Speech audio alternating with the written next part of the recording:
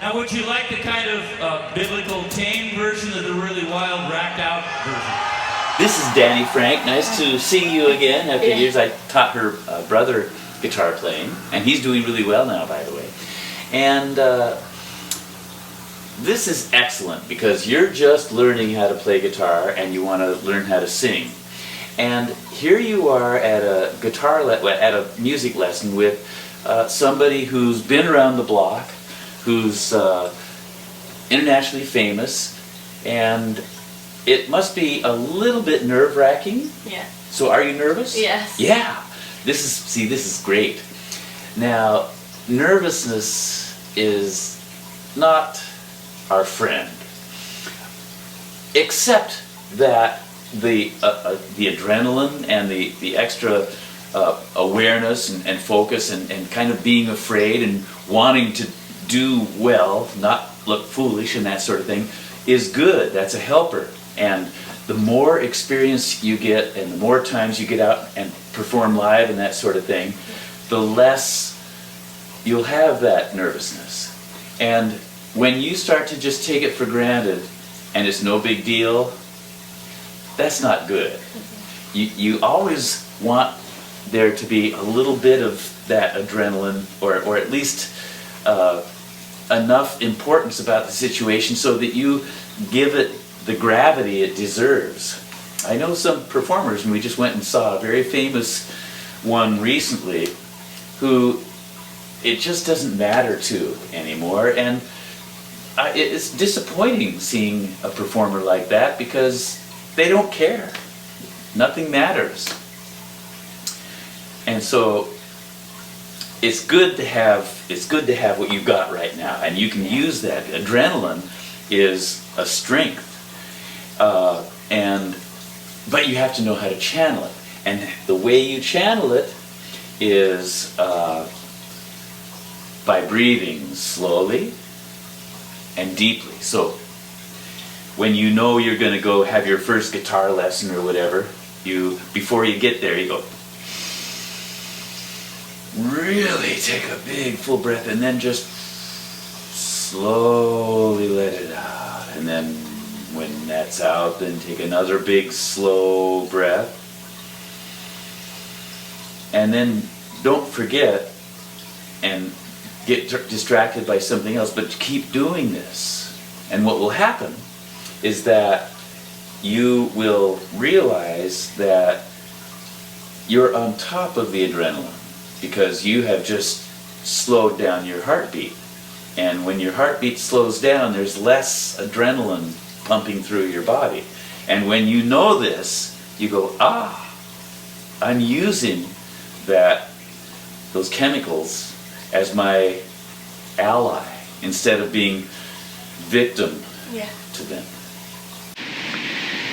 Right, so a good thing to remember about live performance is that in your living room or your bedroom or your studio, wherever you practice, you can practice and get the thing down to where you're just thrilled with your performance. But then when you go play live and you get a little bit of adrenaline and you're on the spot, especially if it's a solo performance, nothing will be the same. And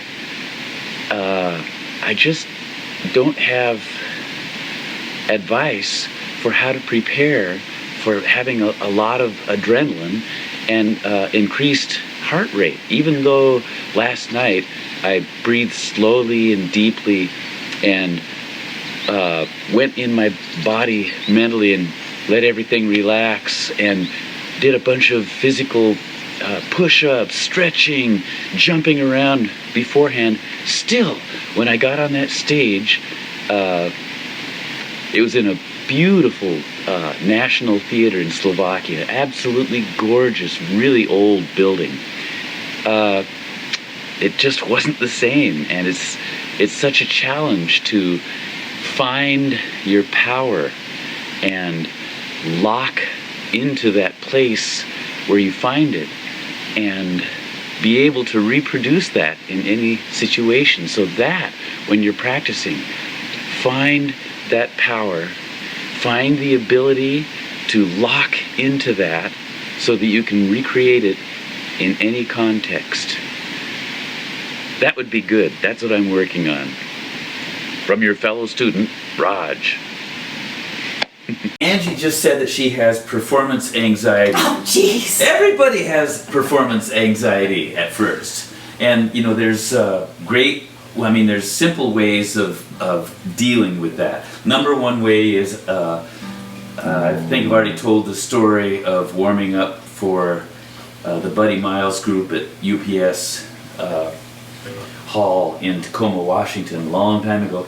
But yeah, so one great way is breathing slowly and deeply and becoming aware that you are in control of how fast your heart beats. Because if you can slow down your heart consciously, when you've got a whole bunch of adrenaline, you immediately feel confidence and you're on top of the adrenaline situation, because the adrenaline is what makes you go it gives you really good vibrato that you don't want. So you get nervous sometimes? Of course I get nervous, especially if I do a solo gig. And it's strange because it's like when you're golfing, you're competing, but the person you're competing against is yourself.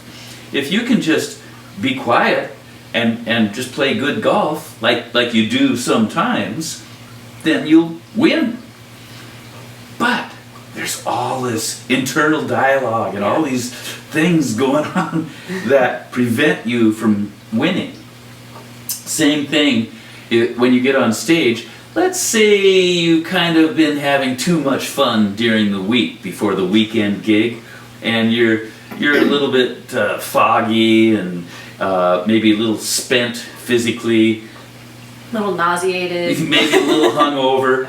And you go, and you'll know, subconsciously, you know all these things, and you'll get up there on stage and you won't feel confident because you know that you're weak on many levels. Well,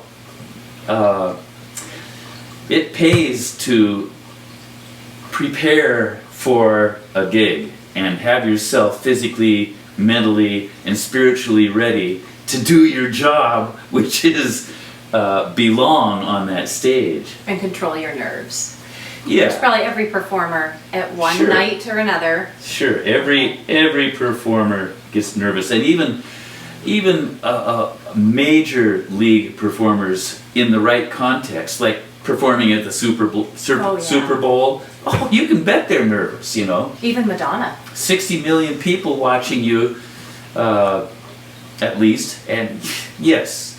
So now the other thing is, whether you do get control of your adrenaline or not, act like everything is just fine.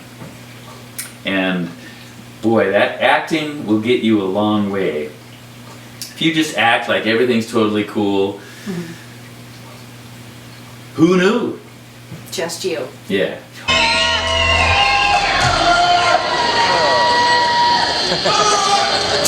What song?